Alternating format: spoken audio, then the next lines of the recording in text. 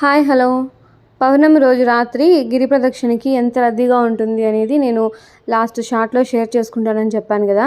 ఇదైతే మార్చ్లో పౌర్ణమి రోజు ఫస్ట్ టైం వెళ్ళాం గిరి ప్రదక్షిణకి. ఇంత రష్ ఉంటుందని అయితే నాకైతే తెలీదు. అంటే మా వారు ఆల్రెడీ 2 టైమ్స్ వెళ్ళారు కాబట్టి ముందుగానే చెప్పారు ఎక్కువ మంది ఉంటారనేసి. బట్ నేను ఇంత ఎక్కువ మంది ఉంటారని అనుకోలేదు. ముందర ఎవరైనా నడుస్తేనే మనం ఫాస్ట్గా నడవగలము, లేకపోతే వాళ్ళతో పాటు స్లోగా వెళ్ళాల్సిందే. పక్కన దారి తొలగించుకొని మనం ఫాస్ట్గా వెళ్దామంటే అస్సలు జరిగే పనే కాదు.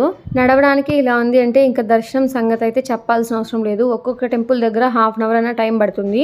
మేమైతే 2-3 లింగాల దగ్గర మాత్రం దర్శనం చేసుకుని మిగతా టెంపుల్స్ దగ్గర బయట మాత్రం దండం పెట్టుకొని వచ్చేసాము.